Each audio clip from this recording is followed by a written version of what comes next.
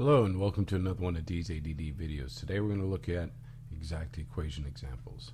This is going to be a basic example just for you to get the rhythm and flow of these problems. So let's get started. The general form of an exact equation would be the mxy dy plus n xy dx equals 0. So the first step to determine whether or not it's an exact equation is to take the derivative of m with respect to x. The easiest way to remember this is m always is connected to y. So you do the opposite partial derivative of whatever it's connected to. So using that logic, because n is connected to x, you should know that that one's going to be derived with respect to y. So once you do that, test to see they're exact, then there's a series of events. So let's see if they are indeed exact. The derivative of the first one with respect to x would be 2xy, and then one with respect to y would be 2xy as well. So yes, indeed, they're exact. So what you do is you choose to integrate one or the other. So I'm just going to start with the first one. It was x squared y, and it was dy. And when you integrate it, you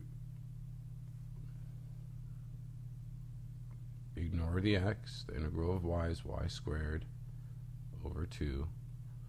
And the x comes back down because it's a coefficient. It's a constant that comes along for the ride.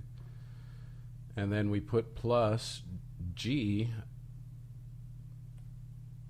of x equals 0. And what you do then is you set that expression equal to what your other term you didn't integrate, in this case the n, to figure out what g prime is. And you can see that since xy squared and xy squared are both accounted for right there, g prime would have to be 0.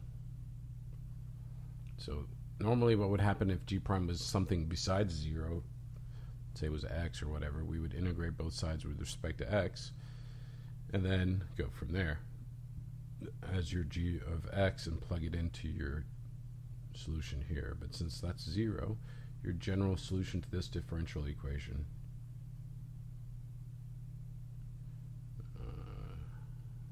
is this. Okay? I hope I've clarified the general concepts. Make sure you check out a more advanced example. They don't get too much worse than this. Mainly your integration skills and remembering these series of steps is the difficult part of this concept. So if you just practice a few of these, you should have no problem dealing with exact equations. Thank you and have a nice day.